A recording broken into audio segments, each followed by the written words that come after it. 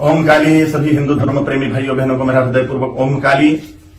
गांधी के मामले में अपशब्द बोलने के लिए मुझ पर FIR दर्ज हुई। मुझे उसका कोई पश्चाताप नहीं है। गांधी ने किया क्या है हिंदुओं के लिए? विश्वासघात किया है देश का।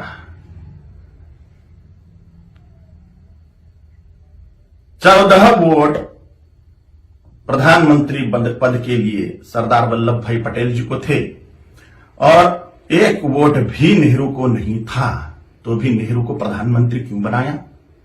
और ये वंशवाद की जड़ फैलाने वाले ये गांधी ने पूरे के पूरे कांग्रेस के अन्य प्रतिभाओं का खच्चीकरण कर दिया, अन्य प्रतिभाओं को कुंठित कर दिया। एक वंश गांधी नेहरू वंश का ही बोलबाला करने लग गए।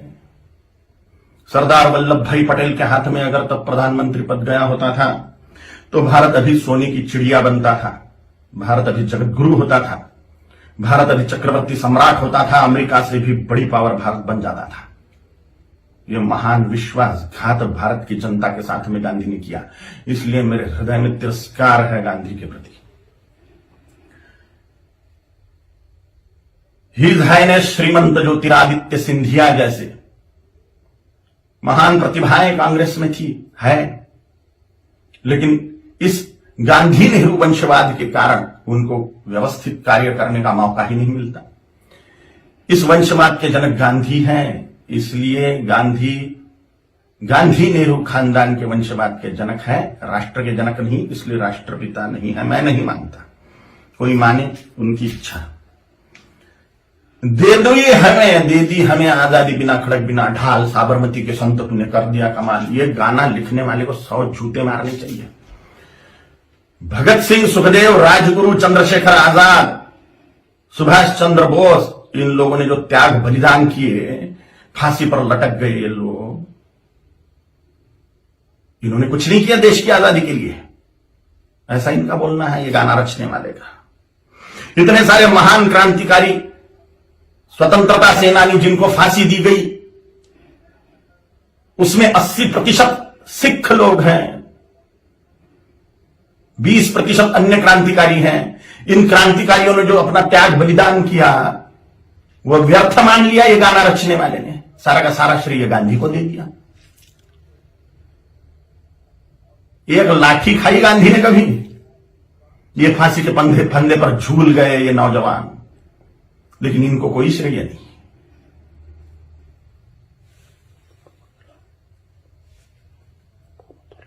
सुखदेव, राजगुरु, भगत सिंह जी की फांसी गांधी रुकवा सकते थे, लेकिन नहीं रुकवाई जानबूझ के, इसलिए तिरस्कार करता हूं मैं गांधी का।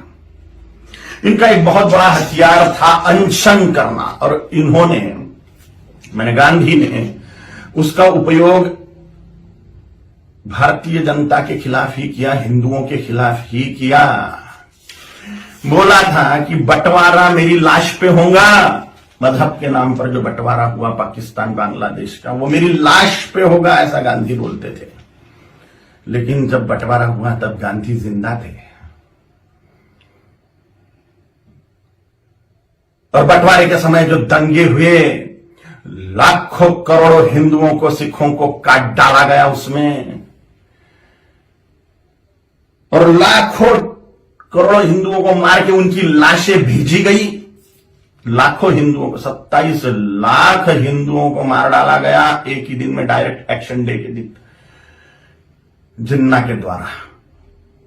और पाकिस्तान में से जो ट्रेनें आ रही थी वो लाशों से ही भरी हुई थी, महिलाओं के और पुरुषों के, बोरे के बोरे भर के महिलाओं के स्तन काटकर भेज रहे थे वहां के लोग। सामूहिक बलात्कार करी हुई महिलाएं, उनकी लाशें, उनके स्तन बोरों में भर के। और यहां गांधी अनशन कर रहे थे कि 55 करोड़ रुपए दो पाकिस्तान को। जब सिख लोगों ने दंगे से पीड़ित होकर कड़कड़ाती ठंड में मस्जिदों का आश्रय लिया, तो उसके लिए अनशन पे बैठ गए गांधी कि इनको मस्जिदों से बाहर निकालो, मुसलमानों को मस्जिदें सौंप दो। नफरत करता हूं मैं गांधी से, इसलिए भी। पाकिस्तान बांग्लादेश को जोड़ने वाला कॉरिडोर मांग लिया मुसलमानों ने कि भारत को और खाया जाए। गजवाए हिंद के तहत भारत को मुसलमान बना दिया जाए तो पाकिस्तान और बांग्लादेश को जोड़ने वाला कॉरिडोर, हजारों वर्ग किलोमीटर का कॉरिडोर, इसके लिए गांधी अनशन पे बैठने वाले थे। के शासन को वो दे देना पड़ता था और भारत फिर से बढ़ जाता था। स्वतंत्र वीर सावरकर जी ने गांधी के सामने जातीयवाद तोड़ने की बात कही कि वर्णवाद, ब्राह्मण क्षत्रिय वैश्य शूद्र, यह वर्णवाद और हजारों जातियों में बटा हुआ जातीयवाद, इसको तोड़ दो और हिंदुत्व की धर्म ध्वजा के नीचे सारे हिंदुओं को एक कर दो। तो गांधी ने इसके लिए बात नहीं मानी। ये मांग पूरी करने के लिए अनशन पे नहीं बैठे। उन्होंने कहा जैसा है वैसा रहने दो। डॉक्टर बाबा साहेब आंबेडकर जी ने बोला था कि संस्कृत को राष्ट्रभाषा करो, देश की भाषा संस्कृत होनी चाहिए। तो डॉक्टर बाबा साहेब आंबेडकर की बात को संसद में मनवाने के लिए अनशन पे नहीं बैठेंगे। स्वतंत्र वीर सावरकर जी का अवमान मानता हूं मैं, ये डॉक्टर बाबा साहेब आंबेडकर जी का अवमान मानता हूं मैं। ऐसी ढेर बातें हैं, ढेर बातें। कोई राष्ट्रपिता नहीं हो सकता। करोड़ों सालों से राष्ट्र है, उसका काय का पिता 200 साल पहले आया हुआ व्यक्ति कैसे पिता बनेगा? अगर पिता बनाना ही है, राष्ट्र का अनिवार्य है, तो छत्रपति शिवाजी महाराज को बनाना चाहिए, गुरु गोविंद सिंह जी महाराज को बनाना चाहिए, राणा प्रताप जी महाराज को बनाना चाहिए, आचार्य चाणक्य जी को बनाना चाहिए।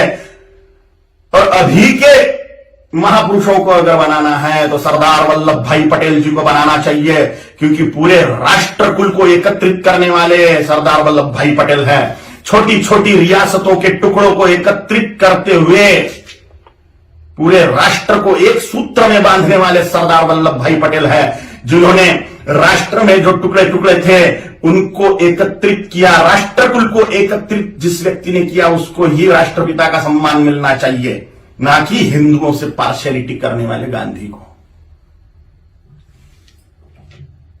अगर वो कॉरिडोर मिल जाता था पाकिस्तान बांग्लादेश को, तो हिंदुस्तान कब का मुसलमान बन चुका होता था। धन्यवाद है, कोटि कोटि धन्यवाद है महात्मा नाथुराम गोडसे जी को। उनके चरणों में साष्टांग नमस्कार है मेरा कि उन्होंने अपना बलिदान देके हिंदुस्तान को मुसलमान बनने से बचा लिया।